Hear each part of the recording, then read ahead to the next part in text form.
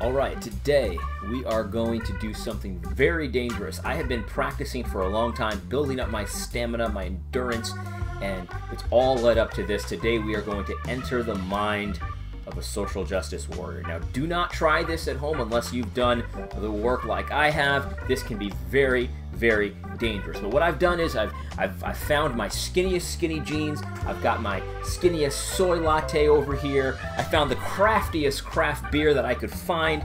And, well, you know, after we're done, maybe I'll even smoke a cigar. I've read the latest Joe Thorne article, so I feel like I'm almost, you know, but something's missing. I'm not quite ready to get into the mindset. I think I know what I'm missing. I need to go find some things to be angry about.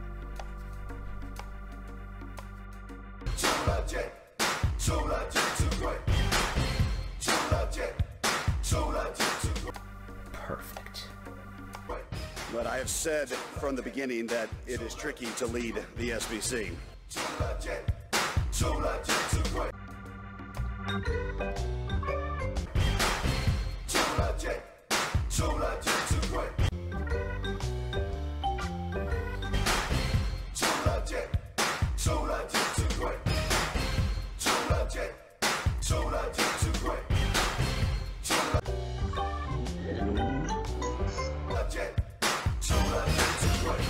JD, an upright pastor. His church grows faster and faster and faster.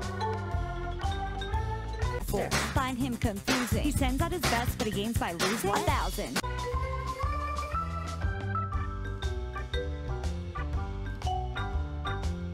Cultural appropriation. I can't believe it.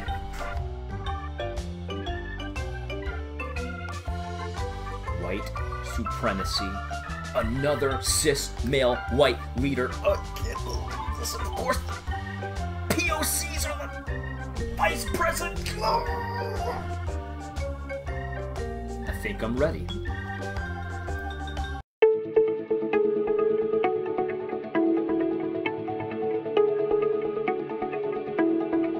I'm going to give you three steps in order to wage this social justice war. Every good warrior needs a strategy, a plan of attack, and I'm going to give that to you today. So if you want to be a social justice warrior, here is how you do it. Step one, you need good bait. This is known as a hot take or maybe even speaking truth to power, but you need to put something out there on social media that will get responses. That's the point. We all know that this war is being waged on social media, Twitter, Instagram, Facebook, maybe even YouTube to some extent. But what you want to do is you want to craft a perfect bait so that non-social justice warriors will see it and have to respond. The first piece of advice I can give you about this bait is that it really needs to be pretty vague. You want to say something that you know what it means, everybody knows what it means, but it doesn't actually specifically say it. You want it to be something that is, you know, maybe they can't even argue with it the way you've worded it, but everybody knows what you mean. So that's one thing that you really want to consider doing. The second thing you might want to consider doing is using words and language that has an established meaning, but use it differently. So that way it's kind of a different message. You know, one word that people like to use is complementarianism or hierarchy, things like that. We want to tear down the hierarchies, and then people are going to be like, well, I know what that means because of all the definitions and all the history of that word. But then when they get back to you and can confront you about it, then you say, well, I didn't mean it like that. And you see, it's always good. So you can deny, deny, deny. And that's also true of the first piece of advice. You know, if it's very vague and somebody challenges you and say, hey, I know what you're doing there, you can always deny. That's the point. So those are the first two pieces of advice. The third piece of advice is say something that has like 3 or 4 examples and say that, you know, God's against this and this and this and this. And then one of those examples, slip it in there. One of them has to be controversial, and then the rest of them are uncontroversial. So if somebody confronts you about your statement, then you're going to say, "Well, what are you against children? What are you against love? What do you think racism's good?" That's the thing. You gotta you know put a bunch of non-controversial things, and then one that's controversial. That's another good piece of bait because people will have to respond. Another great way to do this is you use repetition.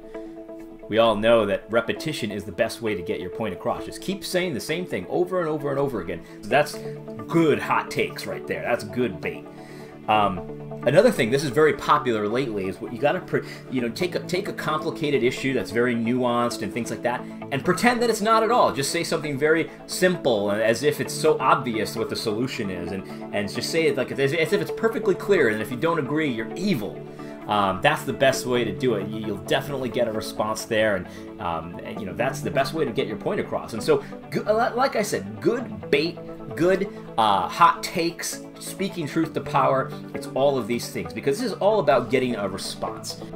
Step 2 is the easiest step. The next thing you need to do is just wait for somebody to respond. If you posted it right and you've crafted a good hot take with perfect vagueness and misuse of language and maybe even a list or two repetition, if you've done all of these things, you will get a response pretty quickly. But in the time that it takes to wait, there's a couple pieces of advice I can give you. You could make another soy latte. You could have another craft beer. Maybe even check for the latest Joe Thorne article to see if he's posted anything new lately. These are all things you could do. Oh, you could even go on Amazon and shop for some new clothes, maybe a V-neck or something like that. That might be a good idea. Or you could even just search for something to be angry about, because we all know we need something to be angry about. Another thing you can do while you're sort of waiting for a response is look up new words that you can use in your social justice battles. I just found a couple recently that are great. For example, flourishing. That's a great word, because who's against flourishing? If somebody's against social justice, well, they're obviously against human flourishing. Also, you could, a good one, moral brokenness. Ooh, that's a good one as well. Sexual minority, ally. You see, these are great words that you can use. So, use this time to redeem this time. Use it to your advantage and find out more words that you can use in your online social justice battles. Now, step 3 is a little bit more complicated, because there are some different things that I would recommend depending on whether or not you're a POC. If you're white, you might have a few different responses. You can be a white social justice warrior. There's nothing wrong with that. But you just got to be careful to only use white-approved strategies. And so I'm going to separate this into 2 parts. The first is advice for my white social justice warriors. The first thing you can do when somebody responds and questions what you've said in your hot take, just tell them to Google it. Just say, hey, use Google. Google's free. That's a good response, because it doesn't really answer their question, and it forces them to Google it, and it always gets the appropriate result, because we all know that you shouldn't feel forced into a conversation after your hot take has been posted. The second thing that you can do, this is a piece of advice for white people or POCs for that matter.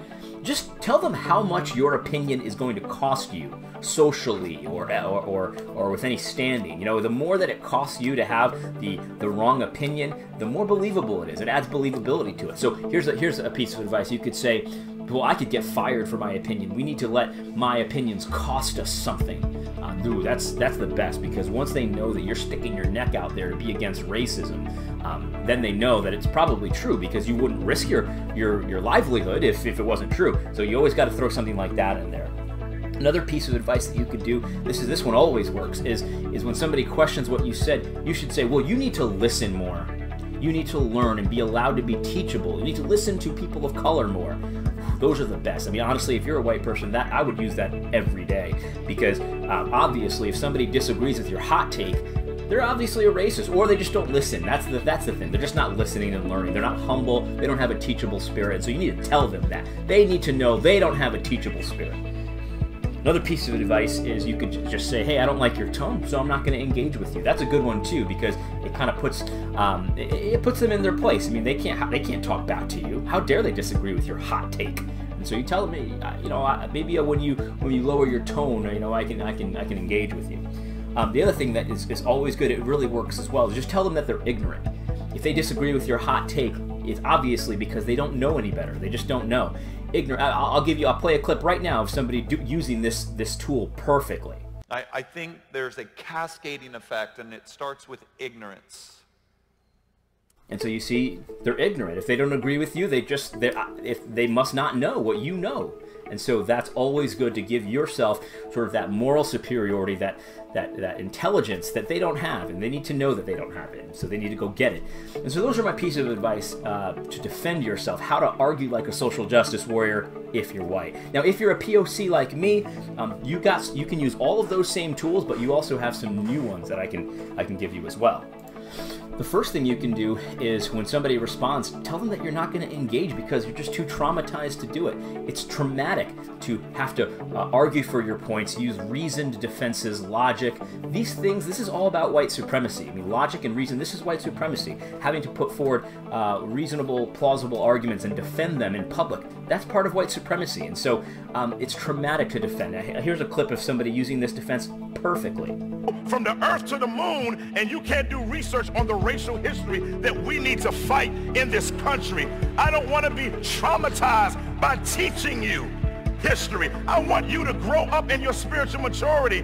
Here's another one. Use words like white privilege or supremacy. Use it as often as possible, because we all know that if a white person criticizes what a POC like me is saying, that there's clearly an issue there. They feel comfortable really advancing white supremacy, and that's not okay. That's not okay with me, and you need to tell them that. They need to know that, and that's part of waging social justice war, putting white people in their place for being white supremacists. Another thing that I like personally, this is a good one too, is refer them to some books. I mean, they obviously don't read if they disagree with you. I mean, look, if you don't agree with social justice, you're just not really well read. I mean, a good example is The New Jim Crow. They obviously haven't read The New Jim Crow. If they did, they would of course be a social justice warrior. Oh, another good one is Divided by Faith. These are books that you need to read, obviously. If you don't agree, you need to read them. And if you don't agree, read them again, read them again, read them again. This is just what you do. And of course, the last piece of advice I have for POC social justice warriors is the always useful, the always timeless race card. You can always pull the race card, and that's how you wage social justice war. I'm going to throw in a bonus step as well for all of my Christian social justice warriors out there. This is regarding how to use Scripture, how to use the Bible in your social justice battles. The very first thing you must always remember, this is the most important thing, whatever Scripture you use, it must use the word love or the word justice. That is extremely important. You must use one of those two words. The other thing is, it must be ripped out of its context completely. We cannot have people looking into the passage and finding out what it actually is about. We just need to have them focus on the words love and justice. Let them figure out what it means. That's the thing. The third thing is that it must be presented in such a way that it appears obvious to support social justice. We don't want them thinking about that proper context, the exegesis of the passage. We just want them to think, well, it says justice, so it must be about social justice. Present it like that way, matter of fact, no apologies. And that's how you use Scripture. It's the best way. And so you see, this is how you wage war as a social justice warrior. Again, step 1, put out good bait, hot takes. Step 2, wait. Don't forget to redeem the time. Step 3, defend yourself, but only defend yourself in the ways that I've recommended. And step 4, if you do use Scripture, make sure that you follow my